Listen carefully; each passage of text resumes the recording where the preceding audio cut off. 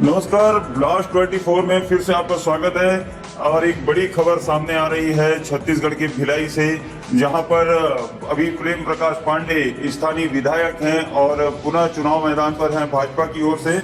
उनके बेटे के ऊपर नोटबंदी के दौरान करोड़ों की हेराफेरी करने का आरोप लगा हुआ है। और जैसा कि हमें सूत्रों से प्राप्त जानकारी के अनुसार पता चला है कि जब देश में नोटबंदी हुई थी, उस दौरान जब केंद्र सरकार के द्वारा नोटबंदी लागू की गई, इनके बेटे के द्वारा करोड़ों रुपए की हेराफेरी एनकेएस प्राइवेट लिमिटेड नाम की एक कंपनी के द्वारा किया गया। 2 साल पहले सन 2016 8 नवंबर को जब देश के प्रधानमंत्री नरेंद्र मोदी ने नोटबंदी का ऐलान किया था, जिसमें 1000 और 500 की करेंसी अमान्य कर दी गई थी। आरबीआई के नियम अनुसार एक सप्ताह में 24,000 से अधिक के ट्रांजैक्शन बंद कर दिए गए थे। मतलब कोई भी व्यक्ति 24,000 से अधिक का लेन देन नहीं कर सकता था। वहीं पुराने नोटों की सीधी बदली 4000 से अधिक की नहीं की जा सकती थी। ऐसे में पूरा देश जब आर्थिक त्रासदी का शिकार हो गया था, तब एक मंत्री और उसके पुत्र ने मिलकर अपनी एक कंपनी के अकाउंट से करोड़ों रुपए के लेन देन किए, जिसके साक्ष्य हमें बरामद हुए।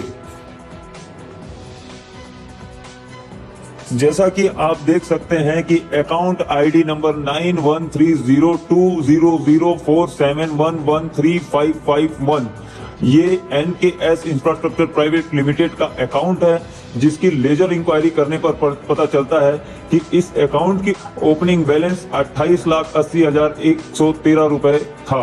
क्लोजिंग बैलेंस में इसे दर्ज किया गया 2,56,48,713। जहां एक तरफ देश मंदी के दौर से गुजर रहा था, नोटबंदी की मार पड़ी हुई थी, वहां मंत्री के बेटे साल भर के अंदर में अपनी 28 लाख की रकम को 2,56,48,713 बना लेते हैं, जो कि तारीफे काबिल है।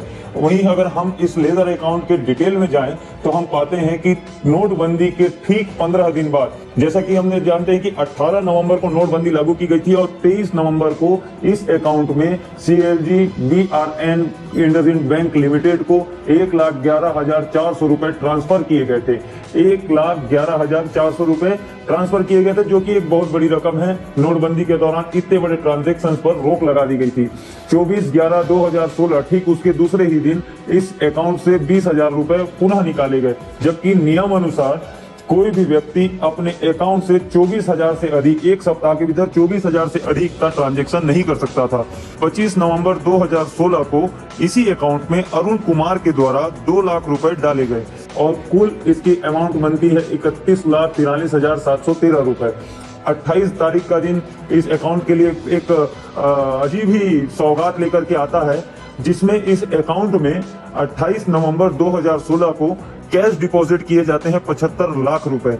28 नवंबर के दिन दोबारा इस अकाउंट में फिर 75 लाख रुपए ट्रांजैक्ट किए जाते हैं। यही नहीं, 28 नवंबर को पुनः यानी कि 3 बार इस अकाउंट में फिर 75 लाख रुपए डाला जाता है।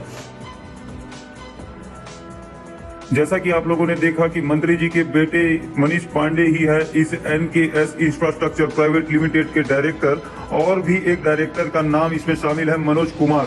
इनकी रजिस्ट्रेशन एड्रेस भी मंत्री जी के बीएसपी द्वारा अलॉट किया गया बंगला ही है, bungalow number 1 street number 11 sector 9 Bhilai. Internet में इनकी वेबसाइट भी उपलब्ध है एनकेएस इंफ्रास्ट्रक्चर प्राइवेट लिमिटेड के नाम से, जिनके डायरेक्टर मनीष पांडे खुद है। और इस एनकेएस प्राइवेट लिमिटेड की अकाउंट में करोड़ों रुपए के ट्रांजैक्शन नोटबंदी के दौरान हुए।